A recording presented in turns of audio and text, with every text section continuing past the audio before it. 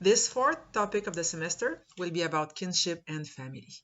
Kinship is very important in human societies because it's at the base of how society is built. It's the basic institution, and it will influence many other institutions.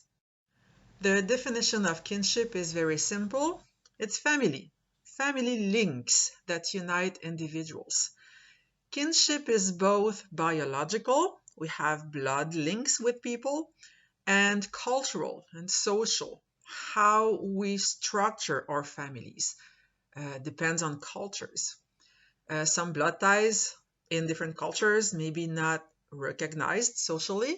Think of children that are considered illegitimate. And kinship ties, family ties, might not necessarily be blood ties. Think of blended families, for example. There is a great deal of diversity in kinship systems, in how families are organized throughout the world. There is a few universal principles, few things that do not vary, that are present across cultures, not a lot of them. And the most important one is what we call the incest taboo in anthropology. Incest is prohibited in all societies of the world, but the definition of incest varies from one culture to another. What does not vary is at the core of the definition of incest. It includes sex between siblings, children, and parents. So this does not vary. Okay, in some societies, it will include all your cousins. In some societies, it will include only some cousins. It depends, but at least it includes your parents, your siblings, and your children. Some blood links are deemed important in all societies of the world as well. The first one is filiation. This is the link between parents and children. In all societies of the world, this tie is very, very important. You have responsibilities toward your children, and later on, you will have responsibilities toward your parents. This does not vary across the world. The link between siblings is also very important across cultures. Avunculate is very important. This is a complex word to express something very simple. It is the link between a nephew and his maternal uncle. In most societies, we have links with all our uncles that are important, but the maternal uncle and the nephew, the link between these two is important. You will see why later on. And alliance is important, exists and is considered important in all societies. Again, most societies of the world will consider much more links as important ones in how they build their kinship systems, but at least these four are present and considered important in all societies. Besides these few universal principles, the door is open to diversity. And it starts very early in life. It starts even before your birth in some societies. How diverse is the conception of how we make children and what we prefer to have as children. In many societies, families will prefer having sons or will prefer having a son as a firstborn. This is not a preoccupation in the Western world, but it is very, very common. For many reasons. In most societies, the kinship is organized as a patrilineal system. So men transmit the bloodline. So this is why it's important to have a son to transmit the bloodline, the kinship, and the family name. Many times it will be for financial reasons, because men have access to education, have access to more resources, to the workforce, rather than women. So men will bring more wealth or resources in the family. In some societies, women marry out. We'll see that later on. Women leave their families when they're getting married. So they're not helping their older parents later in life. They will be living with their in-laws. Whereas sons will bring their wives when they get married, and their wives will take care of you as a parent later on. So this is why people want a son. Think of the example of China, where there was until recently a one-child policy, and where traditionally women marry out.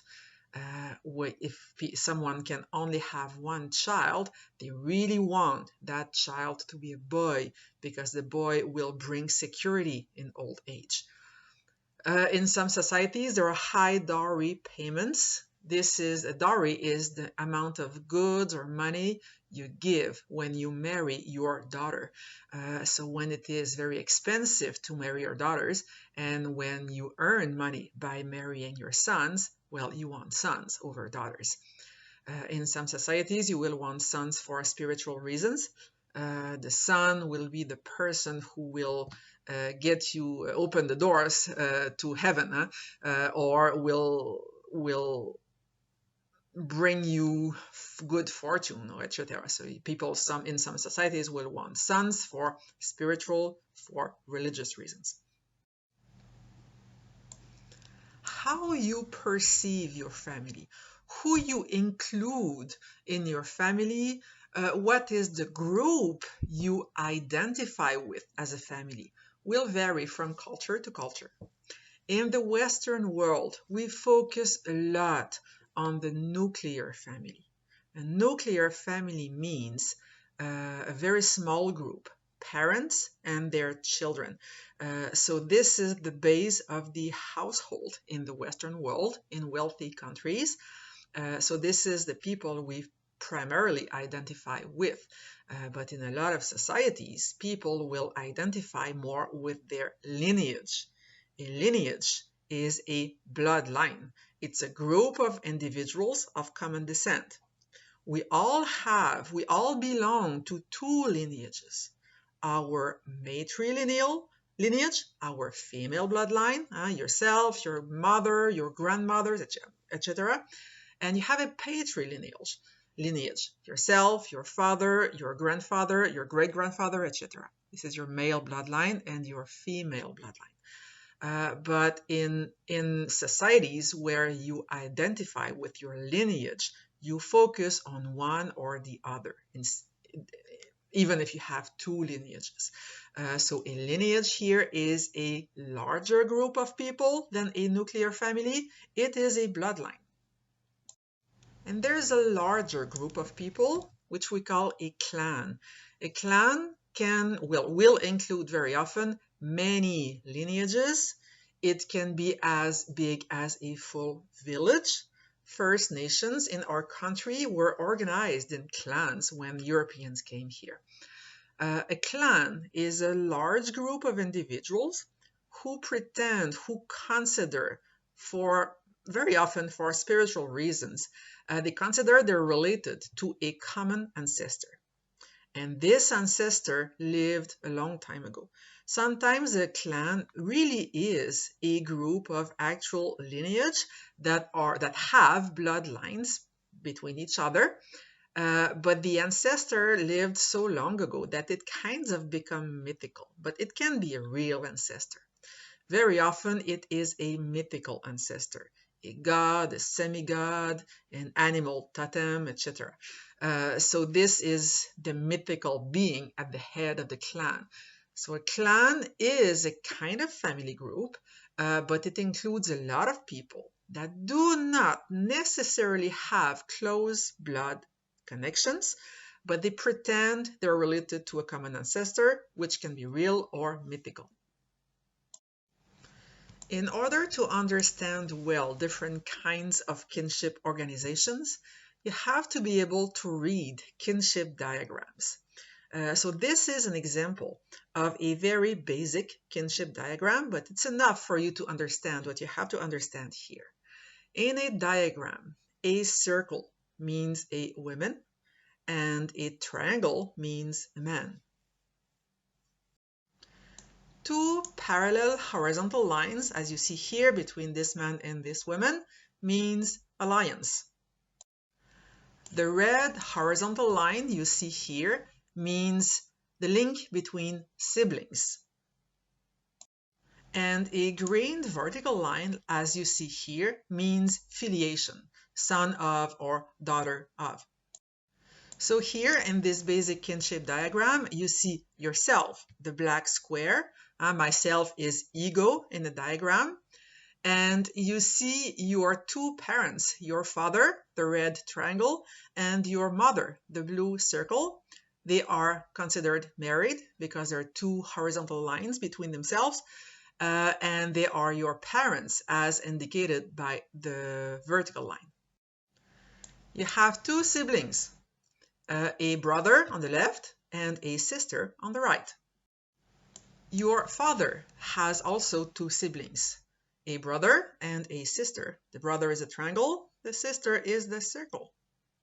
Your mother as well has two siblings, a sister in the blue circle and a brother in the blue triangle. So these figures are your aunts and uncles. And you have cousins. The cousins in green here are called your parallel cousins. They are the children of your dad's brother and the children of your mom's sister. You don't care about the sex of the cousin, it's not important, but the sex of the parent that has a blood link with you is important. So, your father as a brother. Your father is a man, his brother is a man. This is the same sex. So the children of this brother will be your parallel cousins. Your mother is a woman. She has a sister. Her sister is a woman as well, same sex. So her children will be as well your parallel cousins. And you have another kind of cousins. We call these yellow cousins here cross cousins. They're the children of your dad's sisters or the children of your mom's brothers. The sex of the cousin is not important in the definition here. So your father is a man, he has a sister, she's a woman, different sex. Her children will be your cross cousins. Your mother is a woman, she has a brother, a man, different sex. So his children will be your cross cousins. In many societies, your cross cousins are not as close as your parallel cousins. In cultures where you can marry your cousins or you're encouraged to do so, usually it will be your cross cousins, not your parallel cousins.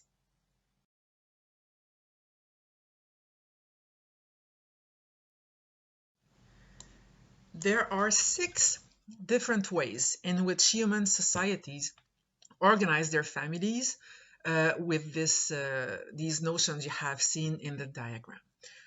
You will learn 4 here. The 2 remaining ones are very complex. They're called the Crow and Omaha systems, and they're used by less than 1% of human societies, the human population. So I will skip them for this year and teach only the 4 simplest ones. The first one is called the Eskimo system. Now, Eskimo is a word that we are not supposed to use anymore. It is a pejorative term that was used by colonizers, by European colonizers, to describe the Inuit populations. So it's a word that should be erased from the vocabulary. But kinship systems were named after the societies where they were studied first at the beginning of the 20th century outside of the Western world. So this is why this one was called the Eskimo system. So this system, the first one, is the one we know best because it's the system we use in the Western world. We do not make any distinction between our parallel cousins and our cross cousins. Probably those born from Canadian families here did not know they had parallel and cross cousins. We don't care. So we don't make any distinction here, but we do make an important distinction between our siblings and our cousins, our siblings being closer to us. The Hawaiian system is interesting. People do not make distinction, or they know the distinction, but it's not important to them.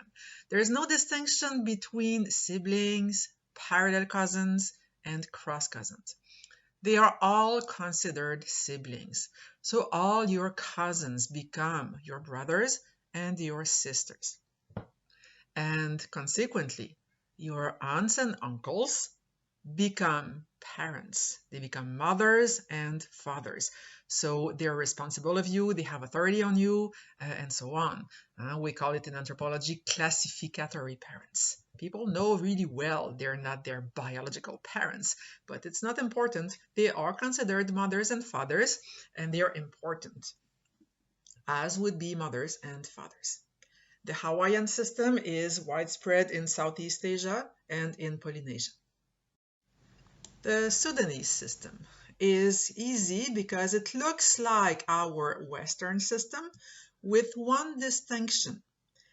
There is a difference. There is a distinction between cross cousins and parallel cousins. So it's a little bit just like us, but the distinction is made between your cross cousins and your parallel cousins. The Sudanese system is present in the Middle East, in China, urban China, and in many countries of North and Sub-Saharan Africa. The so-called Iroquois system, it's called like that because it was studied first in First Nations of Northeast North America, is a little bit more complicated. For them, there is no distinction between siblings and parallel cousins. So your parallel cousins are considered as if they were your siblings. They're very close to you. But cross cousins are cousins. They're further. Consequently, your mom's sisters and your dad's brothers are considered your moms and your dads because they are the parents of your siblings. But your dad's sisters are aunts and your mom's brothers are uncles because they are the parents of your cross cousins, which are considered cousins. The Iroquois system is present in many societies of native North America. It's present in South India, in Sri Lanka, in China, but in the countryside, in many African countries. Now we're going to talk about descent. Descent means the way we trace our bloodlines. What is important in a society when you define who your identity is according to your ancestors. It's not so important in the Western world, but it is very, very important in other places of the world where within a family there are clear hierarchy rules and inheritance rules. The first type of descent is called patrilineal descent. It is by far the most common type of descent in the world. It was our type of descent in the Western world here in North America until recently, because now we don't care so much about our bloodlines. In a patrilineal descent, you trace your kinship through the male bloodline. Patri means father and lineal means line. So, your last name, your identity, your rights, your titles, the land, farms, animals, inheritance, all these things are transmitted from father to son, directly from man to man within the male bloodline. Patrilineal systems are almost often patrilocal. I will explain what patrilocal is in the next slides.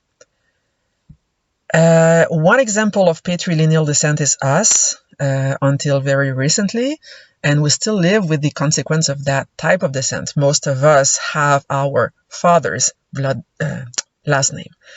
I chose one very striking example, the most different from us I could find in the world. It's in the Nuer populations of Sudan. Now, the Nuer population is a big group of Sudan. Most of them are Christian. They live in cities. They have an education. They live just like us.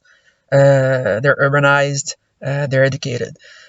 Some of them still live in a very traditional context, but some families still follow that type of very, very strict patrilineal system. What they do, it's very important for them to have a male descendant for spiritual reasons.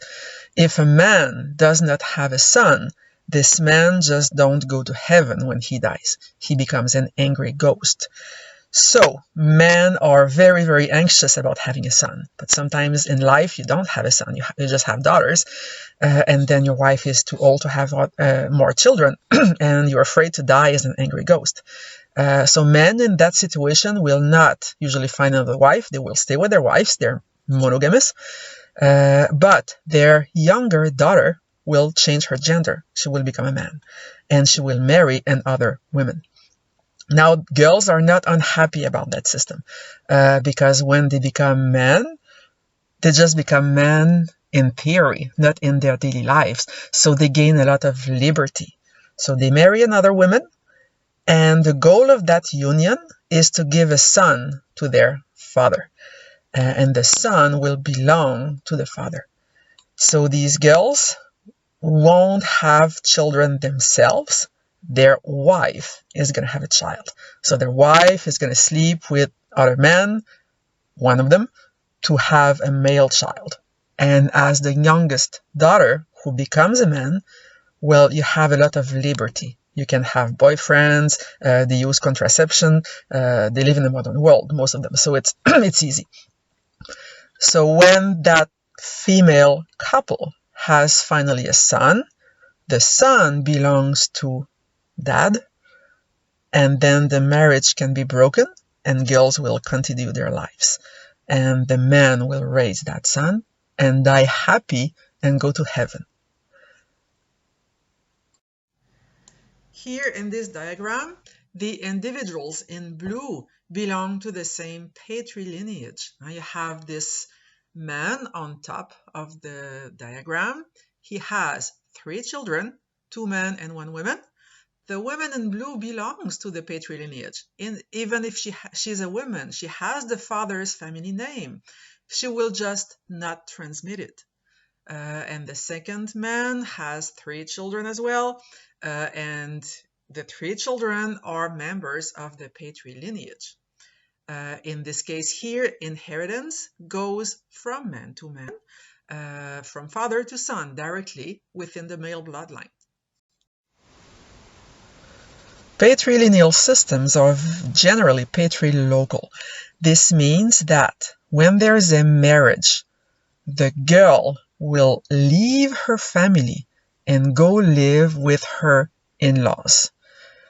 We don't realize that here because we live in a very wealthy society, in which when you are with someone, married or not, you just find your own place to have your privacy and do your life. But this opportunity is not given to a lot of people in the world. In a lot of countries, when you get married, you live with your parents. So one of the partners has to leave. Most patrilineal systems are patrilocal. It means that the girl will marry out. She will live with her husband's family. It means that in some countries, people don't want to have daughters because they're going to lose them in the future. This is why sons are so valued, especially in China and India.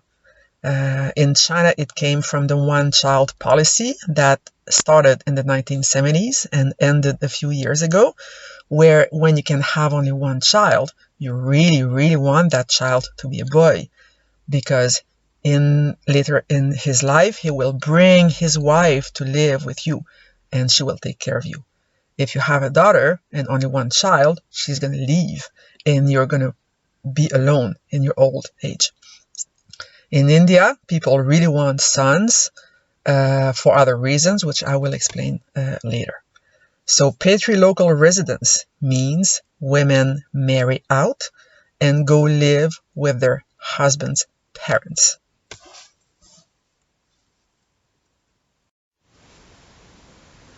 Matrilineal descent is the opposite.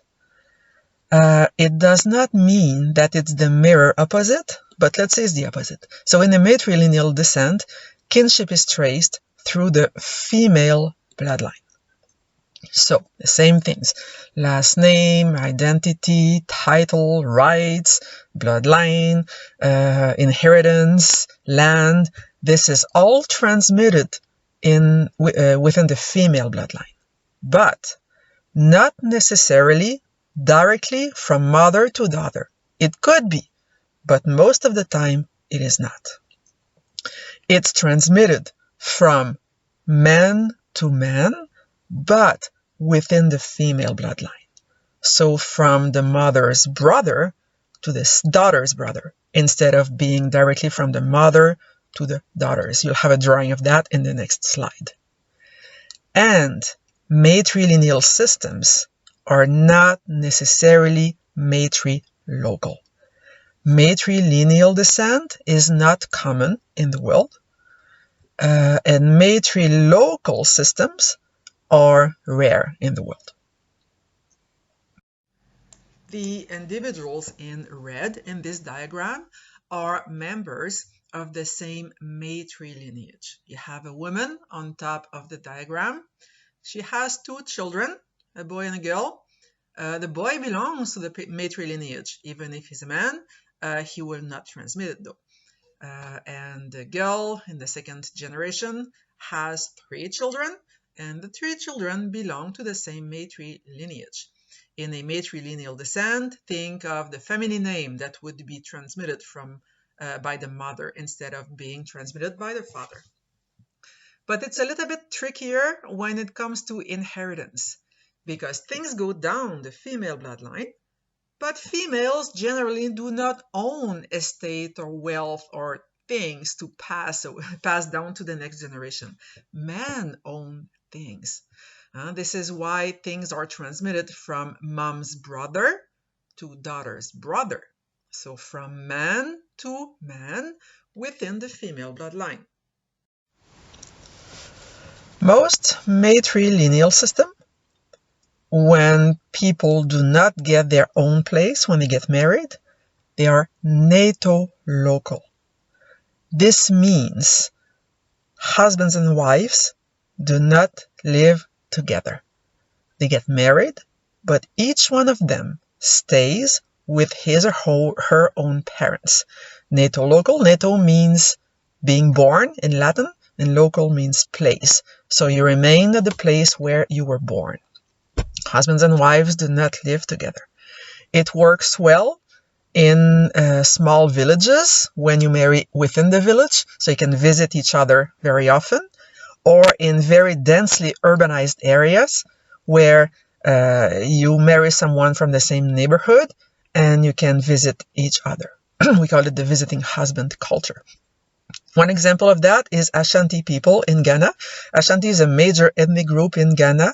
They live just like us. They are very urbanized and westernized, but some families still follow that tradition of natolocal residence. They are matrilineal. So they marry someone living nearby, same neighborhood, and each of them live with mom. Some families decide not to do it. Not all Ashanti people do that. Only the most traditional families will still do it.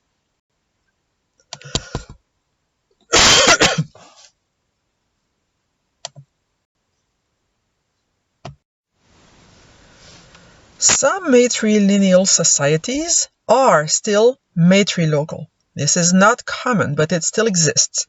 Matrilocal is the opposite of patrilocal. It means that men marry out. Men join their wife's extended family in their wife's house with her parents when they get married. You can imagine that men don't like that so much in many places in the world. So there are some variations. It's not the mirror opposite of patrilocal residence. There are some glitches. I will explain these. Sometimes when men have a strong authority on women in a system, and this system is still matrilineal and matrilocal, one man of the family is the exception. This man will stay with his family when getting married to put order around and have a look on women around, to keep the authority in the family.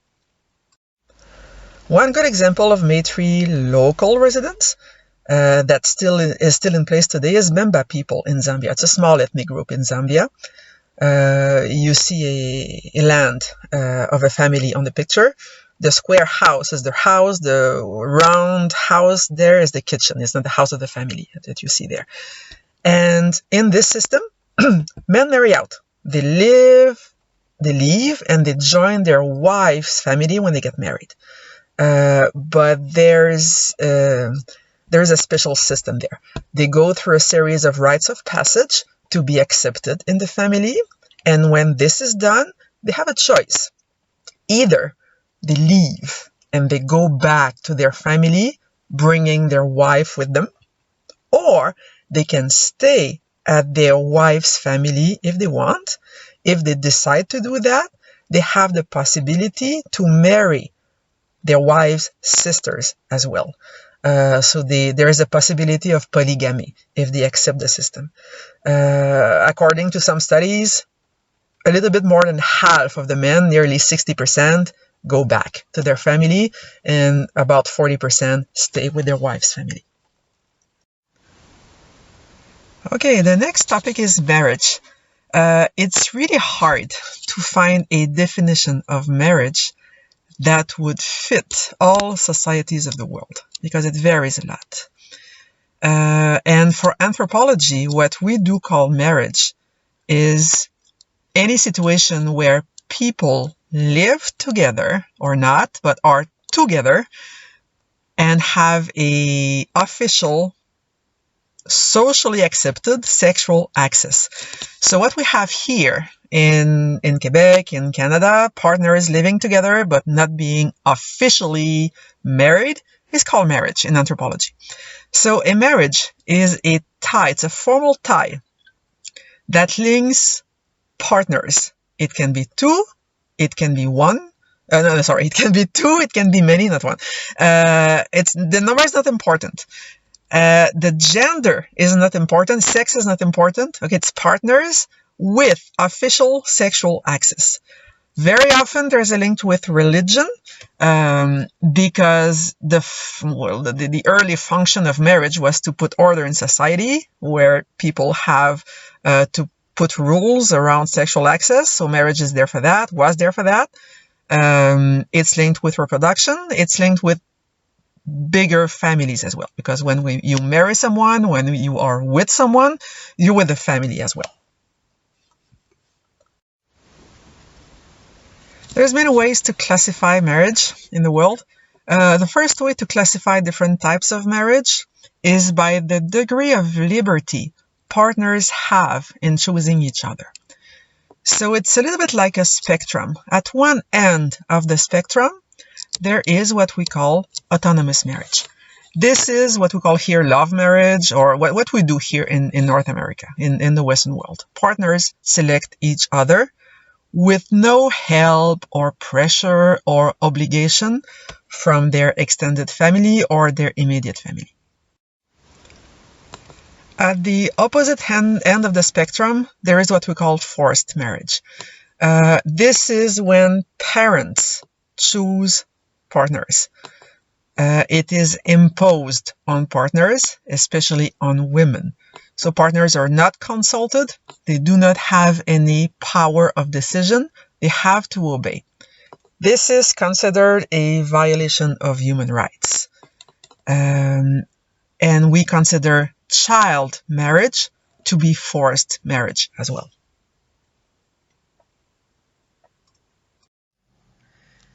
Arranged marriage, in the middle, is a very broad and diverse category of everything between autonomous marriage and forced marriage.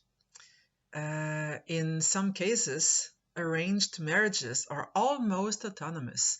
Partners select each other, but parents could help or suggest the names of people, or just organize a party and invite some friends that by coincidence have a son or a daughter your age.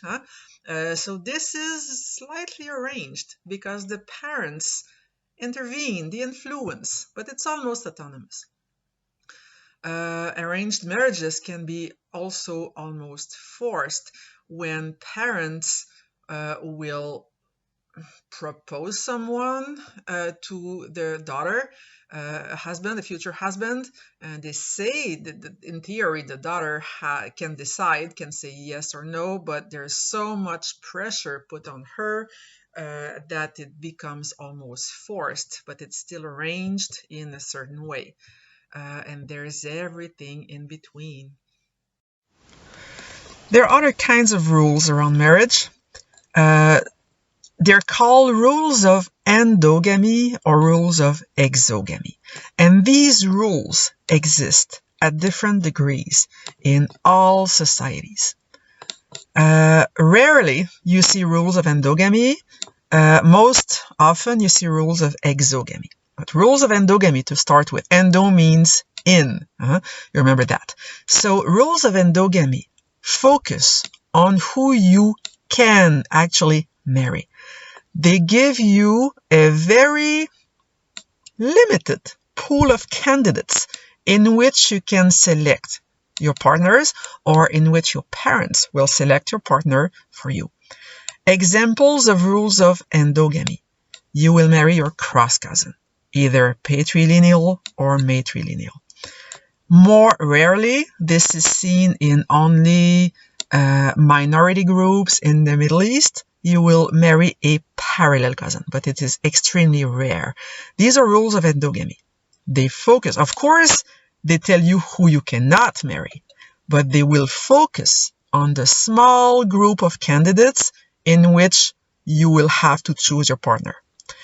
Of course, this is in theory, because imagine you live in a world where there are strict rules of endogamy, but you do not have any patrilateral cross cousin your age to marry. You will end up getting married anyways. Your parents will help you choosing someone, and a cousin or someone in your extended family or group. If there's no, this is in theory. In practice, even if there's no candidate in the pool of candidates, people will go around the rule and get married anyways. Rules of exogamy are much more common. These rules will focus on who you cannot marry. They will focus on the prohibition. Example, you cannot marry someone from another caste, you cannot marry someone from another religion, etc. Exo means out, so they focus on other people you cannot marry. Rules of exogamy can be very strict or not. Example here, we do have rules of exogamy that vary from one family to another. In some families that are more strict, your parents might not be very happy if you date someone that has another religion, that comes from another racial group, or that comes from another very different socioeconomic class. It depends.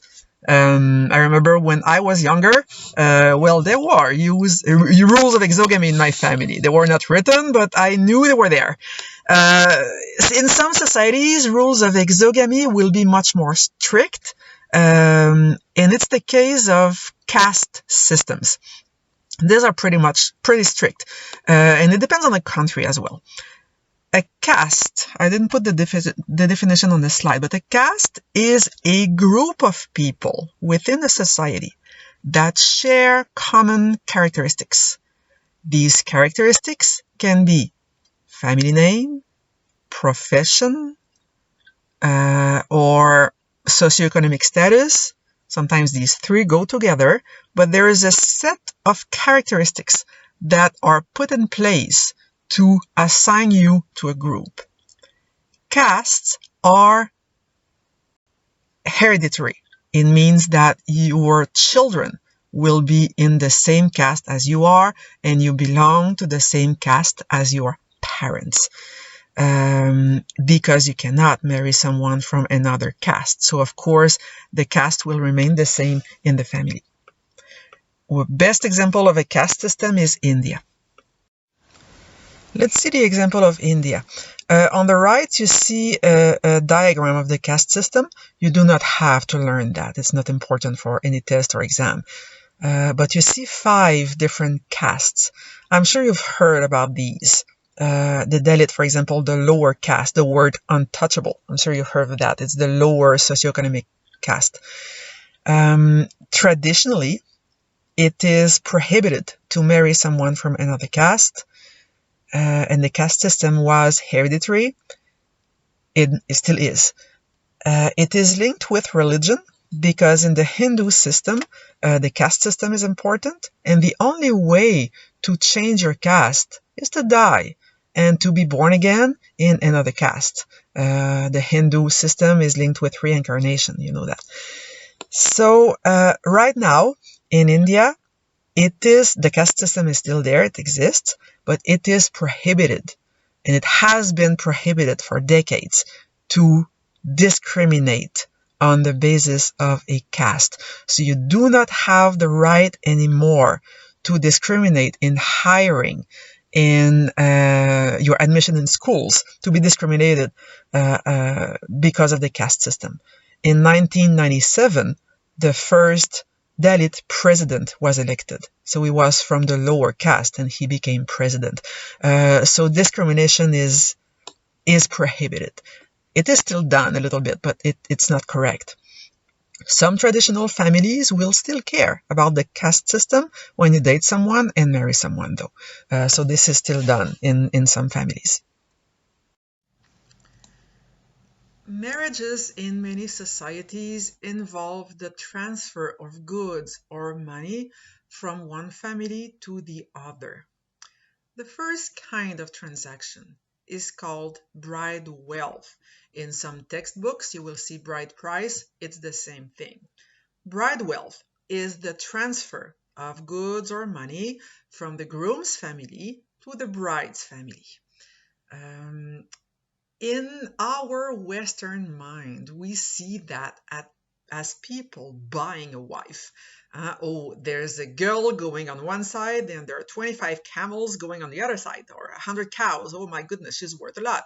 We see it as a transaction to buy someone, but people do not see it like that. In fact, bride wealth is existent in societies where girls are considered valuable members of families. They have a pretty good status, actually. And the bride wealth is seen as a way to compensate the bride's family. It's a thank you gift because they will lose a daughter.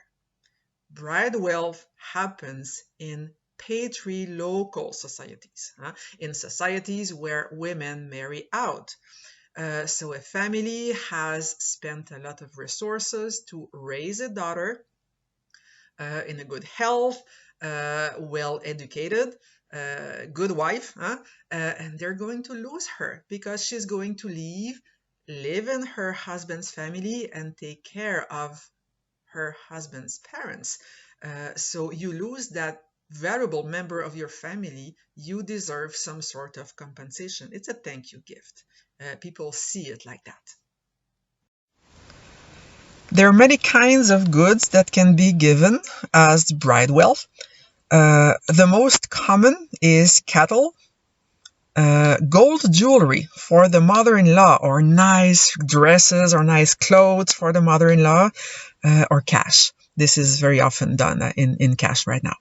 As you see in the picture, it's from a traditional Chinese wedding, and you see cash on the table. They won't do e-transfer. They will nicely display cash on a table at the wedding, just to show off a little bit. This is traditional as well. A dowry is the opposite. It's the transfer of goods or money from the bride's family to the groom's family. It is to compensate the groom's family that will support other women. So as you can see, dowry also happens in patrilocal society. Same thing as bride wealth. But within the dowry system, women have a lesser status. They can even be seen as burden in the family. So marrying your daughter costs a lot of money because the family of the groom will have to support her, will have to pay her food and her health care and etc. So for that, they consider they deserve to receive money because of this additional member they will have to support. Another function of dowry is to help the integration of the bride in her new home, because very often girls will get married very young, they will join their husband's family, and they know no one in that house. And it's pretty hard for them to be integrated because they have a low status as well. So coming in a new home with gifts and valuable things is a good way to be accepted in the new house. And the amount you pay is a sign of prestige for the family. For the family of the girl, the higher is the dowry, the more prestigious is the family of the girl.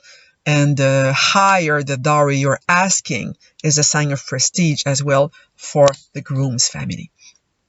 We had that system here in Quebec until the generation of your great-grandparents.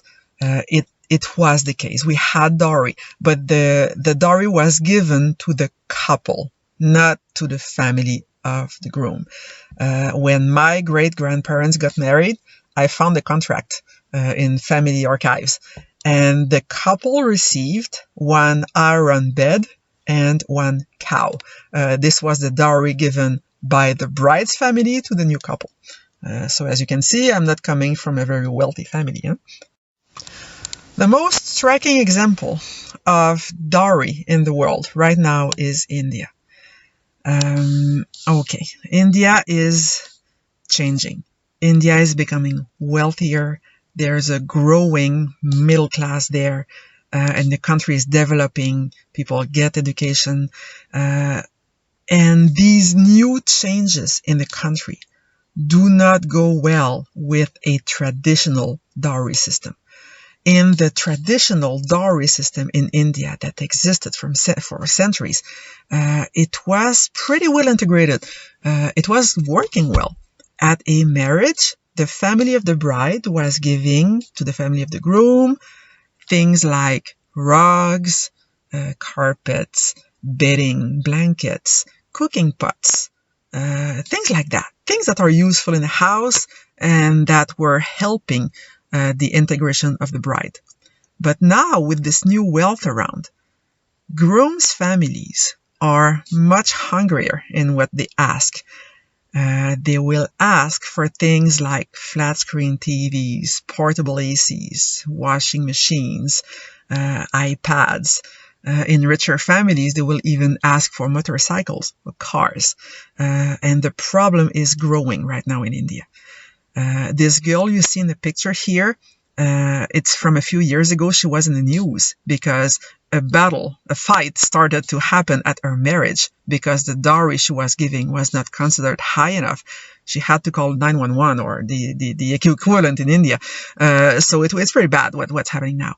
To the point that families do not want girls anymore. They want boys because they know that if they will have a girl, the dowry later in life will be really high to pay. So women are pressured to have an abortion if they're expecting a girl. And right now, ultrasounds are prohibited in India for that reason. Sex determination is prohibited in ultrasounds. In small villages, you will see things like infanticides. People will kill baby girls in order to try to have a boy after. And so there's just like in China, there's an imbalance in the sex ratio that's coming up in India. There's much more men than women. And women are getting organized to change that system right now. So they're protesting, they're advertising. The government is trying to change that situation. So in the next years, it's going to be pretty interesting what will happen in India to change that dowry system that harms women a lot. The last way to classify marriages is a very important way. It's by the number of partners that you can marry. There is first what we call monogamy. monogamous system are covering a large part of the planet. Most countries are monogamous. It means you marry only one partner. So a marriage includes two partners.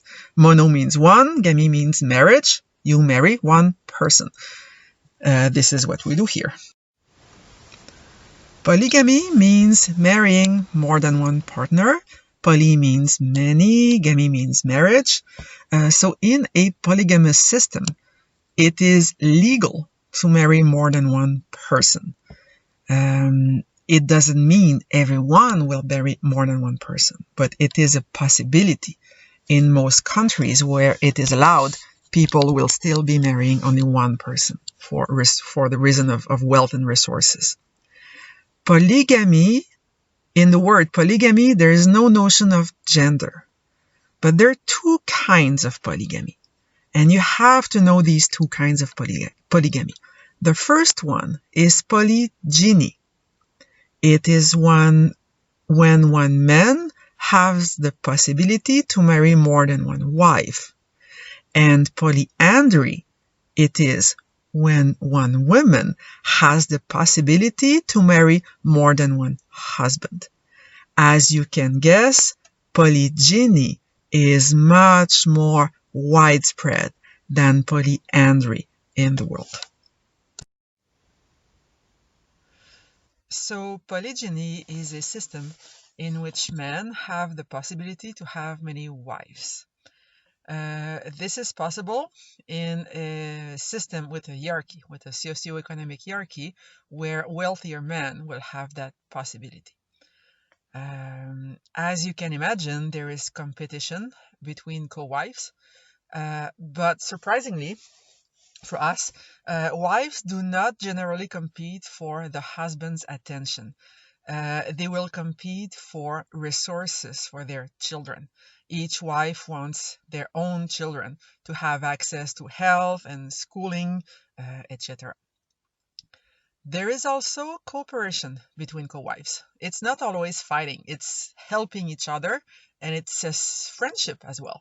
I had a teacher in the States coming from a country where polygyny is practiced, is widespread, and he was spending 9-10 months of the year in the States and 2-3 months back home every year.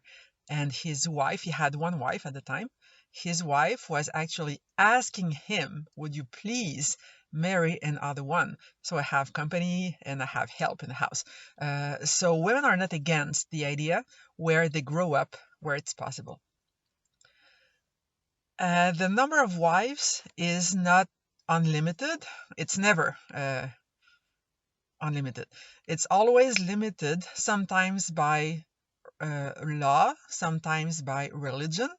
For example, Islam allows for 4 wives as long as each one is considered equal.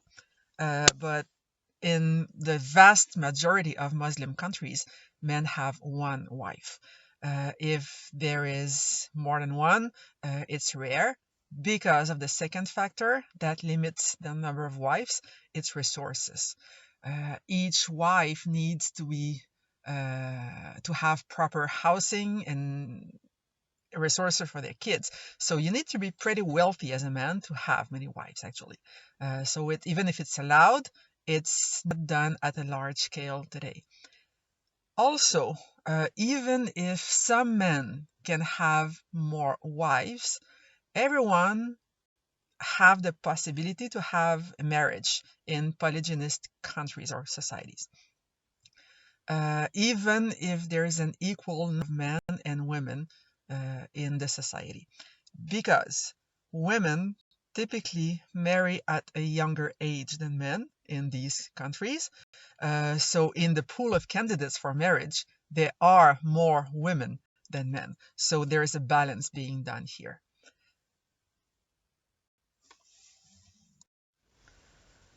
An example of polygyny I chose is Gambia. It's a country where polygyny is allowed, but not widely practiced. On the left side, you see a typical land in the countryside, and on the right, typical house in the city. So it works well. Polygyny works well when other elements of the social system around allow that. As you have seen at the beginning of the semester, cultures are integrated. All elements fit well together. So in the countryside, where people are farming, women do not have access to school so much. They're less educated. And they never have really access to financial independence. And this is important. Polygyny is accepted in a society where women depend on men for survival. So in a land like that, each wife will have a separate house where she will stay with her kids. So it works well. Everyone has privacy, everyone does her own business, but they all live in the same family, in the same land.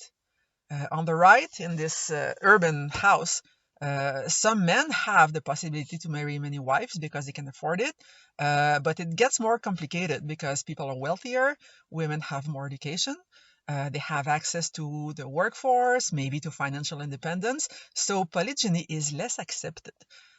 It's less practiced as well. But if it ever happens, it's really expensive for a man to have many houses, so that you don't see that. But a house typically where there is a polygynist family, the house is bigger. Each wife has her own room when she will sleep with her own children. And when children get older, they have their own room. So you need to be pretty wealthy to practice polygyny in urban areas like that. Now, the question I have very often in class is, how do women organize to decide who sleeps with the husband? Well, typically they will take turns, and it doesn't create fights. It's well integrated into the system. And in the countrysides, I've seen families where the woman who will sleep with the husband that day is cooking for the rest of the family.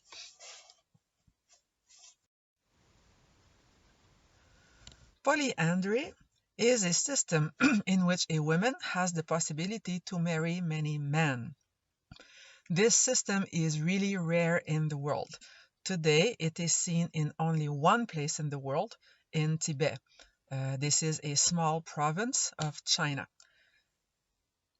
What they practice is called fraternal polyandry.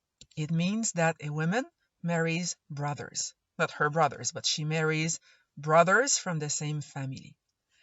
A system in which a woman would marry many men from different families would be called associated polyandry, and this is not seen in the world today. The main reason why women do that, some women would do that in Tibet, is for financial reasons. It's to prevent the division of the family land, not her family's land, but the family land of the brothers. And even if polyandry is practiced in Tibet, it does not mean that women have a higher status than men. Men are still in authority in this system. These images show how people live in small communities where polyandry is practiced in Tibet. These people are pastoralists. I don't know if you remember what pastoralism means. We have seen that at the beginning of the semester. It means that their subsistence is based on herding animals. They have yaks.